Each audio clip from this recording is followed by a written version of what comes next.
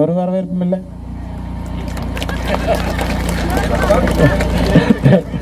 கேட்டு கேட்டு தான் வைக்க மாட்டேங்குது.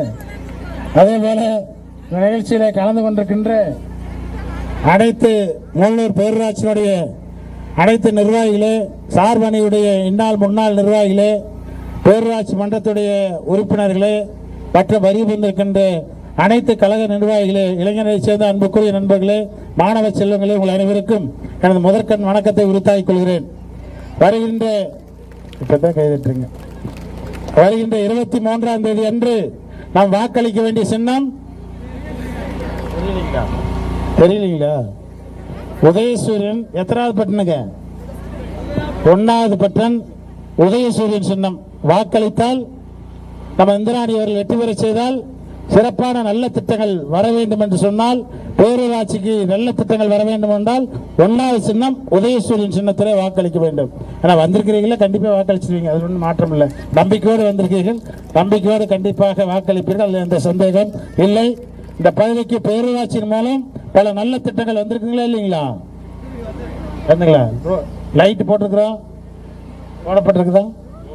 ரோடு எல்லாம் போட்டாச்சு, டேங்க் கொடுத்தாச்சு, அப்புறம் என்னங்க வீட்டுக்கு தண்ணி கொடுத்தாச்சு, அப்புறம் ரேஷன் கடை கொண்டு வந்தாச்சு, ஓப்பன் பண்ண போகிறோம். வந்துடு, ஏன்னு கவலைப்படுறீங்க? ஒரு நாள் 2 நாள் போடுங்க. 23ஆம் தேதிக்கு எத்தனை நாள் இருக்குது? 3 நாள் தான் இருக்குது. வராதுன்னு முடிவு பண்ணுறீங்களா? நம்ம ஆட்சி கண்டிப்பாக வரும், கண்டிப்பாக வரும். இந்த பேரூராட்சியில் சொன்ன வாக்குறுதியை கண்டிப்பாக நிறைவேற்றுவோம். கழக இளைஞரணி செயலாளர் அவர்களும் தாராபுரம் சட்டமன்ற தொகுதியை போட்டியிடுவதற்கு மருத்துவர் இந்திராணி அவர்களுக்கு உதயசூரியன் சின்னத்தில் போட்டியிடுவதற்கான வாய்ப்பினை அளித்திருக்கிறார்கள். கடந்த 5 ஆண்டு கால ஆட்சியிலே நம்முடைய முதலமைச்சர் ஏகப்பட்ட திட்டங்களை செயல்படுத்தி இருக்கிறார்கள். இந்த திட்டங்கள் எல்லாம் தொடர வேண்டும் என்றால் நம்முடைய கழகத் தலைவர் மீண்டும் 2வது முறையாக முதலமைச்சர் ஆனால்தான் அத்தனை திட்டங்களையும் நாம் பெற முடியும்.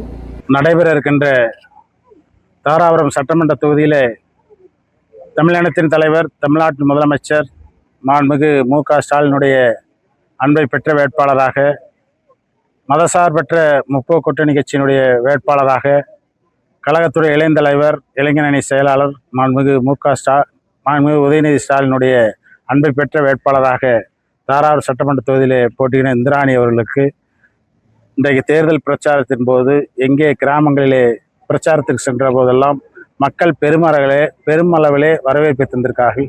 அதுவும் தாய்மார்கள் அதிக அளவிலே இன்றைக்கு வெயிலிலும் கூட, மதிய நேரத்திலே வெயிலில் கூட அதிக அளவில் நின்று இன்றைக்கு வரவேற்பு தந்திருக்காருன்னு சொன்னால், அந்த அளவுக்கு தமிழ்நாட்டின் முதலமைச்சர் தளபதி அவர்கள் 5 ஆண்டு காலம் செய்திருக்கின்ற சாதனைகளுக்கு மக்கள் நல்ல ஆதரவை தந்திருக்கிறார்கள்.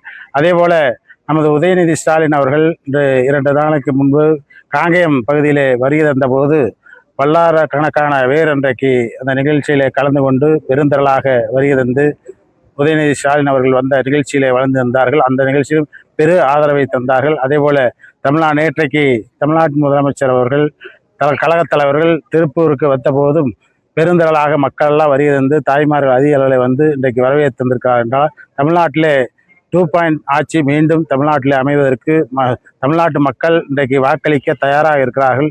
கண்டிப்பாக 23ஆம் தேதி அன்று அதிக அளவில் உதயசூரியன் சின்னத்தில் வாக்களித்து 200க்கும் மேற்பட்ட தொகுதியிலே வெற்றி பெறும். அதே போல தாராபுரம் சட்டமன்ற தொகுதியிலே 3வது முறையாக திராவிட முன்னேற்ற கழகம் வெற்றி பெறும். அதிக வாக்கு வித்தியாசத்தில் மருத்துவர் இந்திராணி அவர்கள் வெற்றி பெறுவார்கள்.